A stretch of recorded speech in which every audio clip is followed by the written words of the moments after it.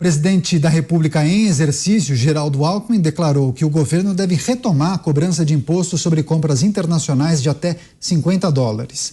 Atualmente, as varejistas que possuem certificação no programa Remessa Conforme isentam os clientes de imposto, que é de 60%. Apesar de dizer que não havia fechado questão sobre esse assunto, Alckmin defendeu o tributo como uma forma do governo aumentar a arrecadação, mesmo que essa medida enfrente forte resistência popular. A gente relembra, né? No início deste ano, por exemplo, o Planalto chegou a anunciar que taxaria as compras internacionais, só que voltou atrás e manteve a cobrança apenas para as aquisições acima do patamar de $50. José Maria Trindade, Zé, que avaliação é possível fazer sobre a possibilidade de retomada dessa taxação para compras até $50? Tem mais a ver em proteção da indústria nacional ou você acha que o objetivo é aumentar os cofres do governo, aumentar a arrecadação para cumprir as metas fiscais? Arrecadação. Há uma resistência forte no Congresso Nacional à impossibilidade de aumentar a arrecadação. As frentes parlamentares de livre iniciativa, de comércio e tal, as afins, né, estão fazendo um muro muito pesado no Congresso e dificilmente qualquer proposta de lei ou decreto que possa aumentar os impostos passe. A gente vê claramente uma união de frentes parlamentares para derrubar o veto do presidente Lula, o veto foi total, a esta lei aprovada na Câmara e Senado Federal, que prorroga, não é cria, prorroga, né, o incentivo às empresas com alta contratação. São as empresas de mão de obra intensiva, são 17 setores, e isso agiliza a economia. Fala-se no final de pelo menos 1.200 novos empregos. Esse setor emprega mais de 20 milhões de brasileiros. São empresas na área de comunicação, de telecomunicação, na área de telemarketing, na área de mão de obra, enfim, são 17 setores. E esse veto total do presidente vai cair no Congresso Nacional. Eu vi a junção das frentes parlamentares para derrubar o veto. E agora o governo quer ir no formiguinha. Essa compra formiguinha, ela é muito forte no total. A ideia do governo é proteger o comércio local. Tem uma certa lógica no discurso, mas não na realidade. Para se ter uma ideia, eu me lembro quando no governo Lula, né, ele considerou a China como economia de mercado.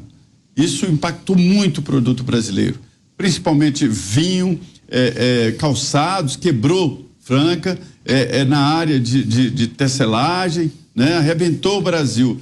E agora vem taxar formiguinha. Foi quando $50. Teve aquela explosão das lojas de R$1,99, né, Zé? Exatamente. É preciso sim proteger, de certa forma, algumas empresas brasileiras que estão crescendo. Principalmente agora que houve uma mudança de rumos no mundo, depois da pandemia e da guerra, da guerra da Ucrânia. Há uma tendência de proteção. Mas compras de $50, espera aí, não é correto Zé, dizer que muitos estão comprando? Vai lá, Beraldo. Você fala em proteger empresas. Esse é o problema. É que nós estamos diante de uma turma que se especializou em proteger empresas e empresários. Tem que proteger setor estratégico. Sem isso, você não consegue fazer o Brasil andar. Você faz alguns, os eleitos, os campeões nacionais, cada vez mais bilionários, e a população não vê um benefício, porque é tudo feito para agradar os amigos, não dá. Pois é, Dantas, é curioso que ninguém pensou em reduzir os impostos da indústria nacional, né? Olha só, Daniel, o Alckmin falou isso, né? Ele falou também que já está pensando num desenrola empresarial.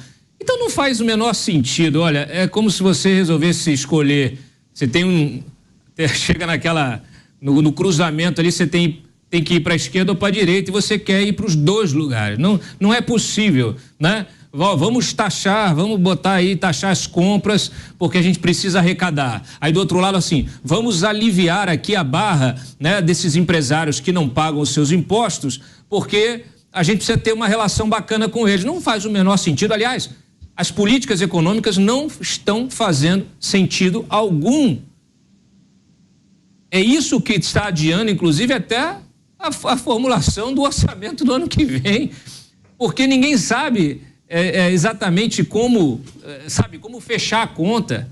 Eu tive essa semana aqui com o Danilo Forte, a gente estava gravando para o Ponto Final, né, nosso programa de sábado, e ele estava assim: Cláudio, eu não sei o que eu faço, porque a gente, toda hora a gente tem um anúncio diferente, a gente não consegue fazer a previsão de receita com a previsão de gastos, e é isso que deve constar ali na peça orçamentária, que, aliás, é a peça legislativa mais importante, né, do país. Muita gente não dá muita atenção, né, prefere discutir superficialidade, mas essa é a peça mais importante do país. Mas essa é a síntese. No mesmo, inclusive, acho que foi no mesmo evento. O Alckmin anunciou uma coisa e anunciou a outra. Então, realmente fica difícil entender aonde que se quer chegar. Sabe qual é o problema disso? O problema é que não tem plano. Desde a campanha não tem um plano econômico. O único plano que a gente entende que tem é o de taxar. Só arrecadar, né? Arrecadar. Só que se você quer arrecadar, mas ao mesmo tempo quer fazer graça com o chapéu alheio, né, que é o chapéu do pagador de impostos, para os amigos aí, para os empresários, aí não faz sentido. Tem que escolher de que lado ficar. Taxação das compras até $50. Beraldo, os mais prejudicados serão quem? Os mais pobres que viam nesses sites uma oportunidade de comprar alguns itens por preços mais em conta, né? Caniato, veja só. Hoje eu vi uma notícia de que argentinos ricos estão se mudando para o Uruguai por uma questão tributária. Então, não aguentam mais pagar impostos na Argentina, vão morar no Uruguai, que a tributação é mais barata. No fundo, o governo veio com o discurso lá na campanha de que ia taxar os ricos, né? Aquele papo que subentendia-se isso. Quem não paga é que tem que começar a pagar, trazer mais pessoas para contribuir e tal. Só que o rico, ele se vira. Se ele não é amigo do governo, ele vai Happy New Year. Happy New Year de novo. Ele vai para um lugar onde a tributação seja menor. Boa pergunta, eu não sei também. Não. E aí, Geraldo, só um parênteses para as pessoas que nos acompanham pelo rádio. Não sei o que acontece na conexão do Beraldo, que tem um efeito e aparecem fogos de artifício atrás. Sempre quando aparece isso, não sei por qual razão. E eu sequer estou no mesmo lugar hoje, mas enfim. Então o que acontece é que você olha para um país como o Brasil, que não já é 2024, né?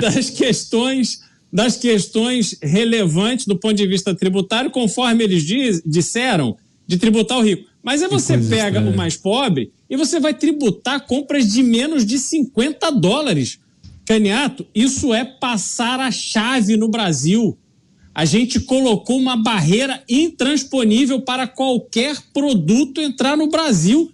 Isso é um absurdo, porque mostra o nosso fracasso como indústria, como produtores de produtos dentro do país. A gente sempre vai ficar agora à mercê de uma tributação maior, porque se fará o que se quiser, a gente está fora da competição internacional e tendo que, se quiser comprar um lápis, vai ter que pagar imposto.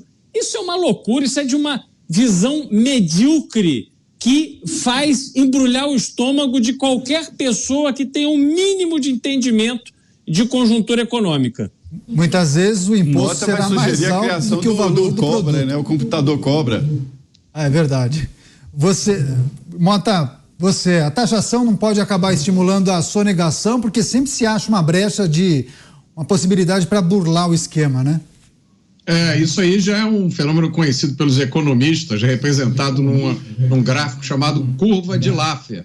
Funciona assim: você cobra mais imposto, a pessoa paga. Você aumenta o imposto, a pessoa paga. Você aumenta de novo, a pessoa paga, até chega um ponto que a pessoa dá uma banana e ou para de produzir, ou para de vender, ou para de trabalhar, ou para de pagar, né? Isso é a curva de Laffer, conhecido pelos economistas há muito tempo.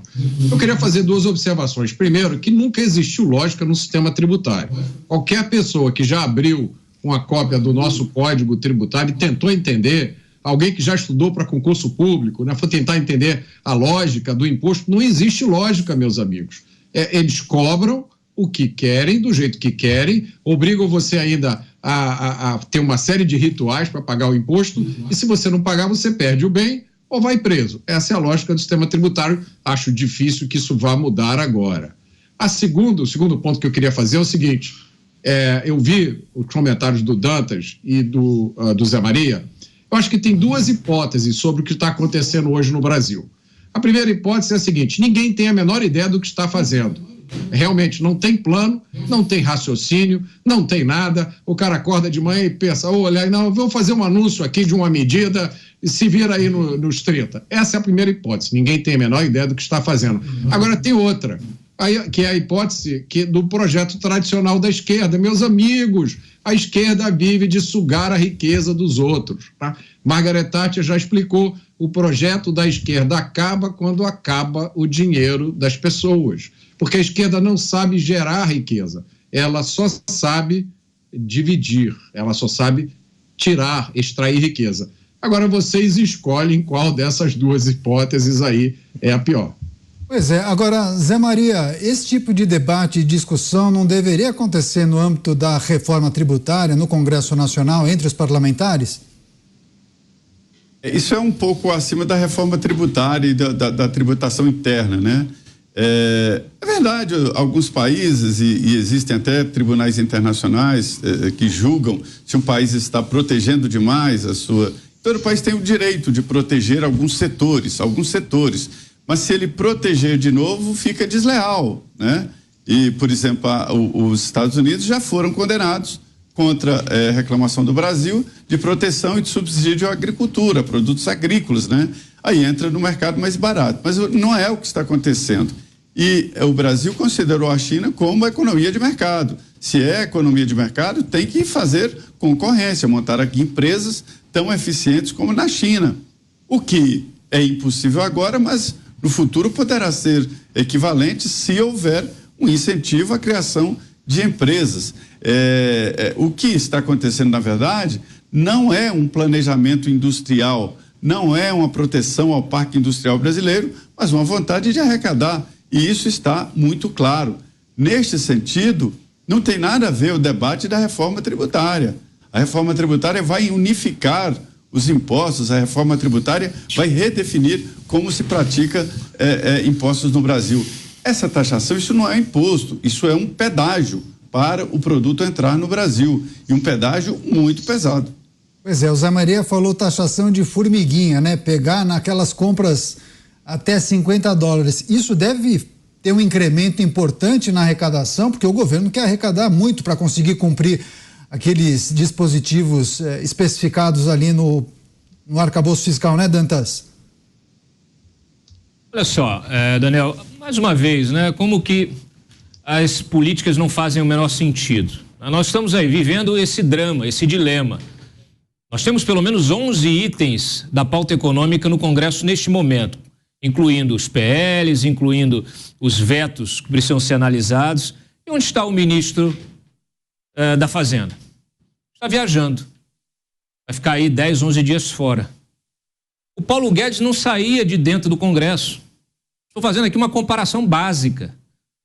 Não adianta você entregar certas coisas para o corpo técnico, para a equipe técnica do Ministério, porque tem coisas que só a política resolve. Quando a gente fala da desoneração, quer dizer, você vetou o projeto de desoneração aprovado com o apoio do próprio PT, e aí o ministro convoca uma coletiva e não apresenta nada. Ele diz o seguinte: olha, esperem, a gente vai apresentar alguma coisa. Então, assim, as coisas são feitas sem planejamento algum. Aí agora se quer fazer o quê? Vamos criar a Bolsa Estudante, 20 bilhões de reais para evitar, para pagar para o aluno para ele não deixar a escola. Onde já se viu isso? Você combater evasão escolar dando dinheiro para o estudante. Eu nunca vi isso na minha vida, esse negócio não faz o menor sentido, distorce inclusive o propósito do estudo, da educação. Você tem que investir na educação, investir nos professores, na qualificação dos professores, em melhores salários, em melhores salas de aula, e não aquelas salas de aula ainda da década de 80, com a cadeira de madeira, com a carteira de madeira, com o quadro negro. Hoje as crianças, os adolescentes estão todos conectados na internet. Você precisa evoluir, você precisa tornar a educação mais palatável, mais interessante, até porque muita coisa hoje está na internet. Então, não evolui, estamos no século passado, até retrasado. E aí, você resolve combater esse problema, não melhorando o ecossistema de ensino, não, mas pagando uma bolsa estudante, que na verdade, na minha singela opinião, me cheira muito com a compra antecipada de voto. Você está aí fazendo a cabeça de futuras gerações. Não faz o menor sentido, não faz o menor sentido. E aí a minha pergunta, de onde vai sair esse dinheiro? Vai sair da Shen? A conta não fecha. Na verdade, a conta, eu até me pergunto se alguém sabe fazer conta nessa equipe.